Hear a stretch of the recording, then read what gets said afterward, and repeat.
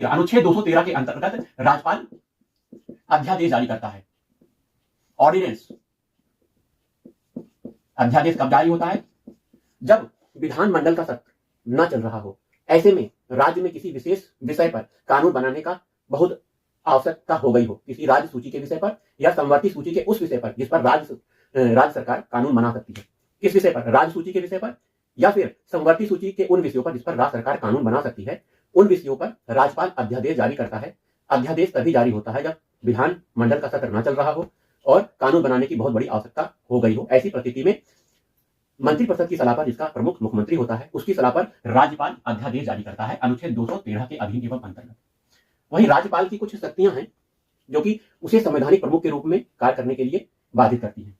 जैसे कि हम अनुच्छेद 356 संवैधानिक प्रमुख के रूप में उसकी भूमिका होती है। इससे पहले हम आपको 356 बता देते हैं। 356 बहुत जरूरी है। राज्य में राष्ट्रपति शासन 356 बताता है। राष्ट्रपति शासन कब लगता है?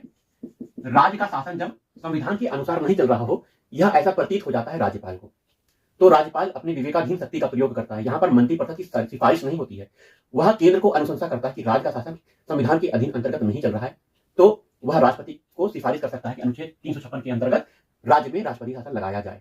अब राज्य सरकार की पावर यहां पर नहीं रहती है जब राष्ट्रपति शासन लगता है। ठीक है, तो राष्ट्रपति शासन के बारे में आपने जाना। आइए, राज्यपाल की कुछ विवेकाधीन शक्तियां हैं। ये भी विवेकाधीन शक्ति है राष्ट्रपति की, कुछ राष्ट्रपति शासन लगाने की एक विवेकाधीन शक्ति है। इसमें मंत्रिपरिषद की सलाह नहीं लेता है राज्यपाल। कुछ परिस्थितिजन्य विवेकाधीन शक्तियां होती हैं जिसमें मंत्रिपरिषद की सलाह राज्यपाल के द्वारा नहीं ली जाती है। एक दो बता देते हैं।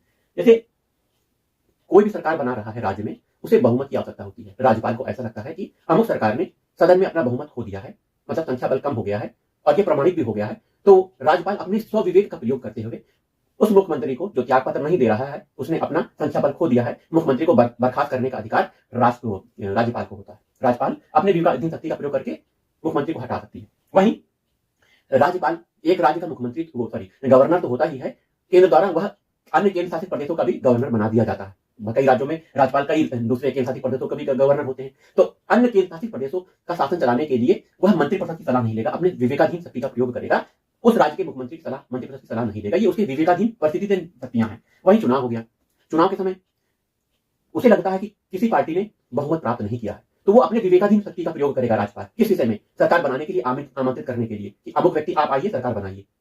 वो राज्यपाल की विवेकाधीन शक्ति है। चुनाव हो गया, किसी पार्टी को बहुमत नहीं मिला, सब बहुमत से कम कम है, तो राज्यपाल अपने विवेकाधीन शक्ति का प्रयोग करके जिसे चाहेगा उसे सरकार बनाने के लिए पहले आमंत्रित करेगा।